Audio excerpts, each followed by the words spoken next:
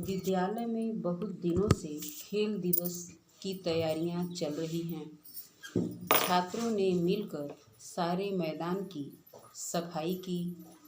मैदान में स्थान स्थान पर चूने से सफ़ेद लाइनें खींची। आज सभी छात्र बिना बस्ते के विद्यालय आए हैं। सभी के चेहरे खुशी से खिले हैं।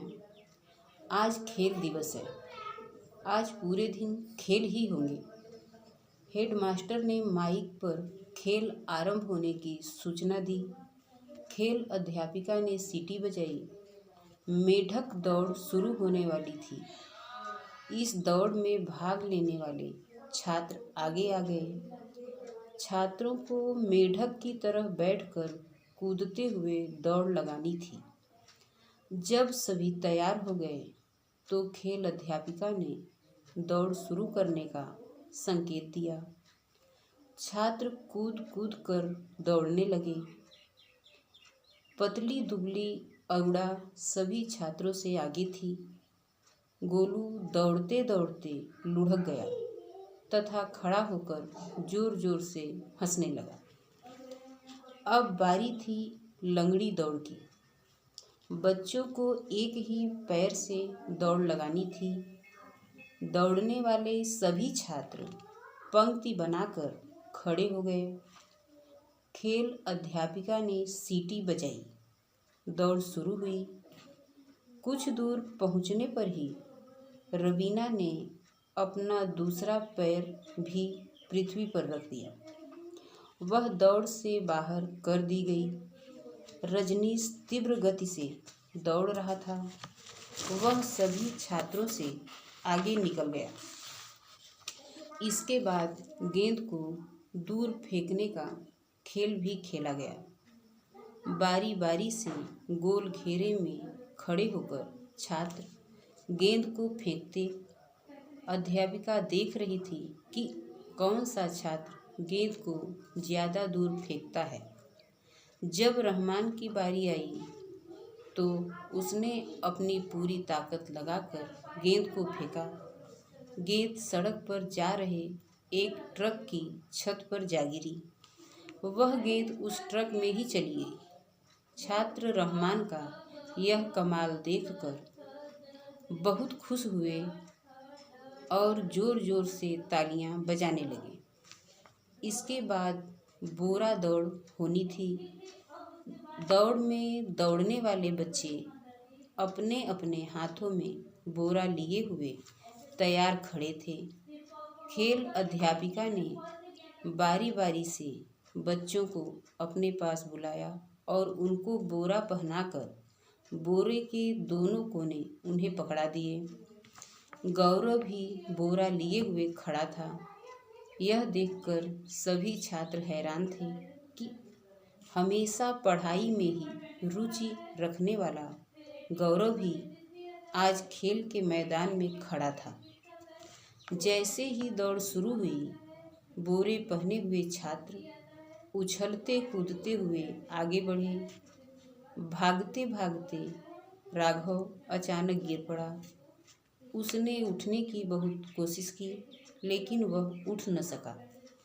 वह लुढ़कते लुढ़कते ही आगे की तरफ बढ़ने लगा।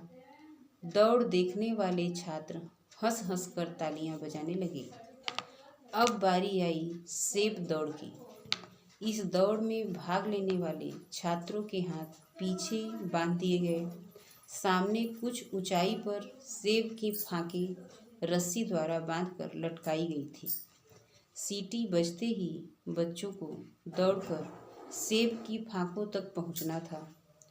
उछलकर हर बच्चे को एक एक सेब की फांक को मुंह में लेकर फिर दौड़ते हुए वापस उसी स्थान पर लौटना था। सीटी बजी और छात्र दौड़ने लगे। तक्षक सबसे लंबा था। वह पहले पहुंच गया। उसने जल्दी से उछलकर सेब की एक फांक को मुंह में ले लिया और वापस मुड़ा। जैसे ही वह मुड़ा, अच्छे से टकरा गया और वे दोनों गिर गए। देखने वाले सभी छात्र जोर जोर से हंसने लगे। इसी बीच माधुरी ने उछलकर अपने दांतों से सेब की एक फांक को पकड़ा और तीव्र गति से दौड़ने लगी। कुछ और छात्र भी उसके पीछे दौड़ते आ रहे थे। अब बारी आई रस्सा खींचने की। इस खेल के लिए मैदान में दो ग्रुप थे। एक ओर राजेश्वर दल और दूसरी ओर निरंजन दल था। खेल अध्यापिका ने उनको समझाते हुए कहा, जो दल रस्से को खींचकर अपनी तरफ ले जाएगा वह जीत जाएगा। दोनों दलों के खिलाड़ियों ने मजबूती से रस्से को पकड़ लिया। सीटी बजते ही उन्होंने रस्से को खींचना शुरू कर दिया। दोनों दल बहादुरी से डटे थे। देखने वाले बच्चे शोर मचा रहे थे, जोर लगाकर हैया खींचो मेरे भैया। कभी तो ऐसा लगता कि रस्सा राजेश्वर दल की तरफ आएगा और कभी ऐसा लगता कि निरंजन दल की तरफ जाएगा। कुछ समय तक दोनों ग्रुप जोर लगाते रहे, परंतु कोई भी दल रस्से को अपनी ओर नहीं कर पाया। खेल अध्यापिका ने सीटी बजाते हुए कहा, खेल बराबरी पर खत्म हुआ। इसके पश्चात अध्यापिका ने सीटी बजाई। सभी छात्र उनके आसपास एकत्रित हो गए। पहला, दूसरा और तीसरा स्थान प्राप्त करने वाले छात्रों को कहानियों की पुस्तक और कुछ खिलौने पुरस्कार में दिए गए। सभी छात्रों को फल एवं टॉफियाँ बांटी गई। इसके पश्चात सभी छात्र खुशी खुशी अपने घर लौट आए।